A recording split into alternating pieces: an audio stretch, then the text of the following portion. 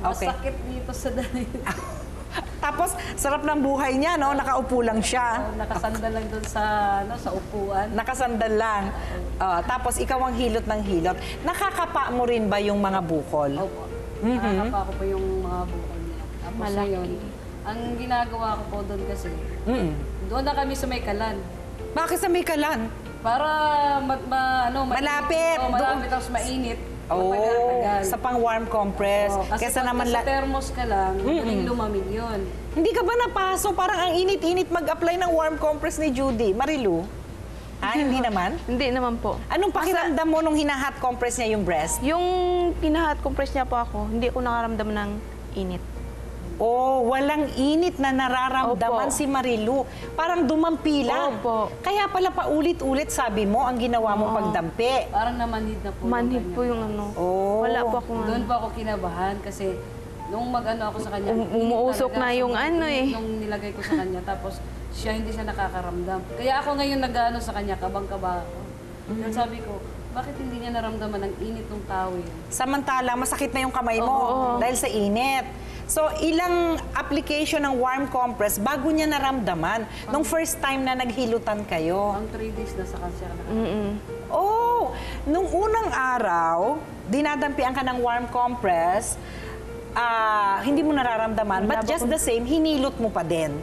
Kasi hindi talaga makaramdam eh.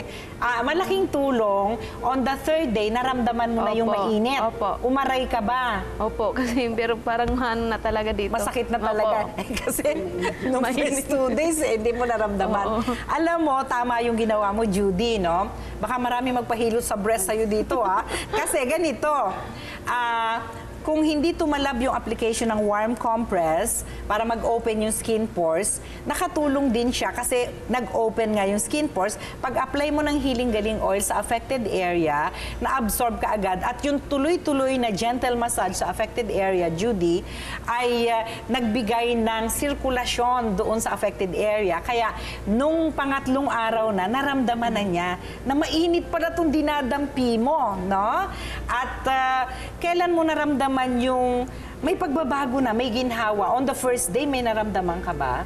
O may pagbabago bang nangyari sa'yo na mas maganda kesa nung panahon na meron kang problema na hindi pa na-actionan ni Judy? Medyo ano pa po. Medyo malaki-laki pa po. Yung first ano pa lang. Maga ba? Namaga siya. Maga po. So kung i-compare mo ang breast mo sa kanan, naging junior yung kanan mong breast. Ha? Naging senior yung sa kaliwa. Okay. Pero dahil dun sa discomfort mo nung una, siguro hindi ka mapagkatulog. Mahirap matulog pag may sumasakit. Masarap ba ang tulog mo bago ka gamutin ni Judy? Okay naman po kasi hindi man po siya nagkikirot ng ano. Nang tuloy-tuloy. Opo. So pasumpong-sumpong lang ang Opo. kirot. Okay. Pero nung pangalawang araw, hindi pa rin masyado. Parang ordinary Opo. lang. Nung pangatlo talaga. Kinakabahan pa rin siya. Oh, Tulog na siya okay. ng tulog. Bakit ka naman tulog ng tulog? Sobrang sarap ba ng pakiramdam mo? Inaanto po ko lagi, Dok. Okay. So, ipinapahinga yung katawan mo. How many times a day ba kayo maghilutan? 2 lang, pero 1 oras kalahati. Wow! Yun po ang sikreto. Sabi ko nga di ba? Mas madalas at mas matagal ang gentle massage ng Healing Galing Oil sa affected area, mas mabilis pong gumaling. Hindi mo lang napainom ng cleansing tea. Hindi ko pa Kung napainom mo siya ng herbal cleansing tea, mabilis ang flashing, pawis agad Oo. Ang paglalabas ng mga toxins sa katawan, pagkasabay ng paghahaplos po ng Healing Galing Oil, no? Ang pag-inom ng mainit-init na herbal cleansing tea, papawisan ang pasyente or mag-yutot or magdidighay-dighay ang pasyente or wiwiwi na madami or diretsong pupupo. No? Ganon. Ganon ang pagpa-flashing, no? At wala ka bang naramdaman ganon? Ihi lang po. Ihi ng ihi. Opo. Maraming wiwi. Kasi nag-hydrating diet. Yun naman po, nakatulong, no? Pero sa 2 taon na inalagaan po ni Marilu, yung kanyang bukil-bukol damukol sa breast, no? Sa loob, nabilang nyo ba kung how many days kayo nagamutan? 11 days. 11 days. Ang galing naman ni Judy. Binilang pa niya. Magkano service charge? Sa loob ng 11 araw na paghihilot-hilot ng Healing Galing Oil at saka twice a day, no? Parang mas mabilis talaga ang gamutan natin kasi kung inoperahan siya, gaano mo katagal pagagalingin yung sugat? Mas matagal. Tapos, isa na lang ang day-day. Tapos, sayang yung bra. Wala nang tinatakpan yung isa. Ang malaki ang gasto. At saka malaki ang gastos. Okay. Nakailang Healing Galing Oil bago natunaw ng 11 days ang mga bukol ni Marilu? Dalawa lang. 2 bote lang ng Healing Galing Oil. Ang tipid mo naman! Hindi ko nga tinitipid eh. Pero kasi maliit lang naman yung area, no? Ako kasi... Malaking area yung hindi ko minamassage yung area na may bukol. Okay, doon ka sa palibot. Simula sa may dibdib. Simula sa, hanggang dito. Kailangan hanggang dito. Papunta Doon sa may dito. shoulder, Hanggang dito. pababa sa may underarm. Tapos, at saka ka lang unti-unting pumapasok doon sa may bukol.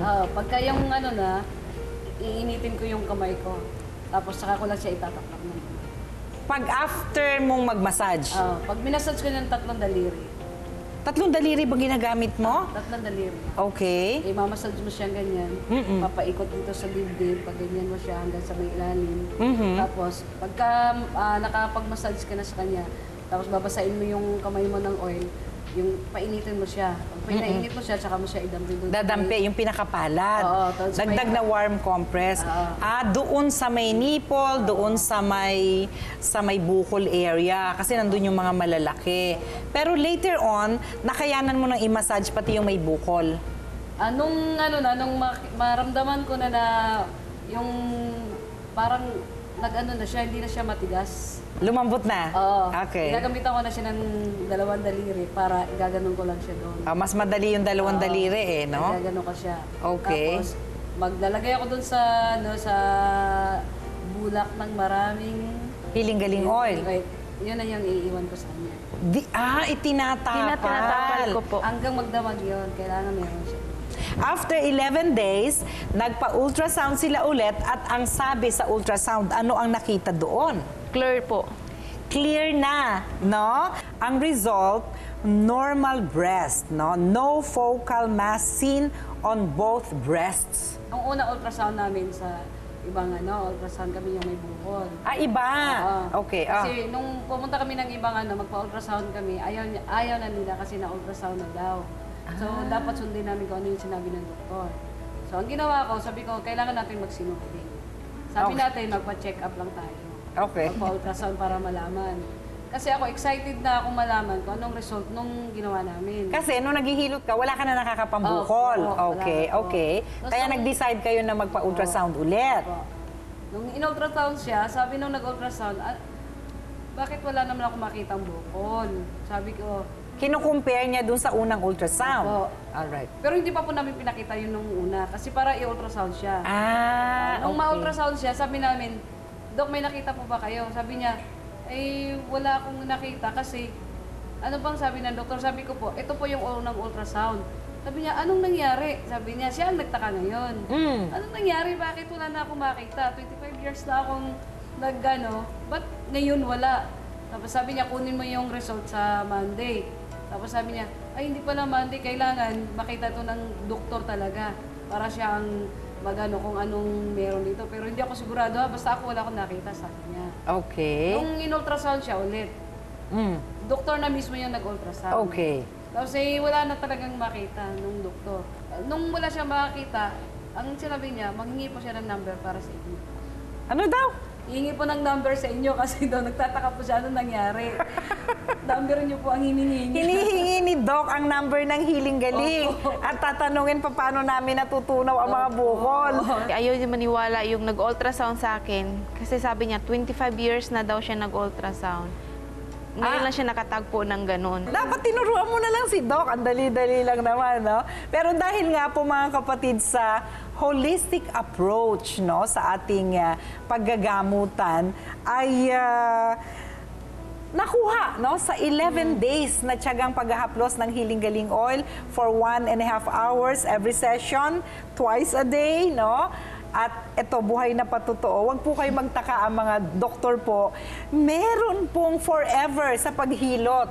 May forever sa pagtanggal ng mga bukil-bukol, damukol. Pero may regalo sa inyo si Chef Jeremy na lalong mag-i-inspire kay Judy sa mga ipapakain niya sa'yo. Ngayon, wala na masyadong bawal si Judy, di ba? Okay. Chef Jeremy, talagang tumatakbo pa galing sa Korea. Oo. Ayan. Ang tawag namin dyan ay... Koli pancake. Tig-isa kayo, Judy. Tikman nyo yan. Dahil nagpapalusog na. At alam niyo po mga kapatid, itong recipe ni Chef Jeremy ay para sa ating lahat. Hindi lang para sa mga katulad ni Marilu na nagkasakit, no? Dahil ang cauliflower at ano pa yung isa? Broccoli ay magandang sustansya na lagi natin pinapasok sa ating katawan. Okay, o tikim na. Ayan. Para ma-compare natin kung anong panlasa ni Marilu at ni Judy. Ayan. Yummy. Sarap. Yummy. May taga... Masarap. Masarap nga. Yummy na nga eh. Sarap nga eh. Oh, Wala okay. bang pabaon? Meron. Pagluluto pa kayo ni Chef Jeremy. Mamimitas ng broccoli at cauliflower mamaya sa garden natin, no? Maraming salamat, Chef. Okay, sa tulong po ng tugmang pagkain, di ba, dito sa Hiling Galing, ay nalulunasan at hindi kailangan ng invasive procedure para tanggalin ang mga bukil-bukol, damukol sa breast. Isa na namang malusog na umaga po ang inihatid ng Hiling Galing team sa inyong lahat. Sana po ay nakinabang kayo. At magbabalik po kami sa susunod na linggo. Ako po ang inyong kapatid sa kalusugan, si Dr. Edinel Calvario, na lagi nagpapaalala, kapatid, may hatid na kalusugan ang luntiang kalikasan. Happy healing morning po. Ubusin Kain nyo pa. na yan. Kain pa sa inyo na yan eh.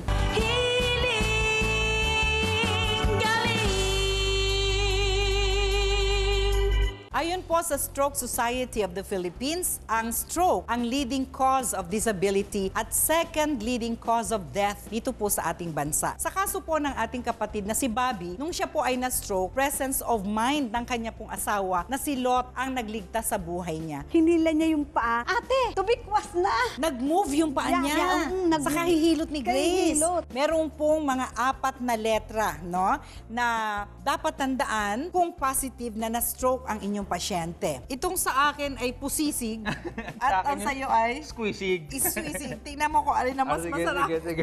Maganda para sa na-stroke kasi po kailangan isinestrengthen din ang bones. Alamin kung paano maagapan ang stroke at paano makarecover mula dito. Kasama si Dr. E at Chef Jeremy. Hiling Galing sa TV, Year 2. Linggo, alas 7 ng umaga sa TV5.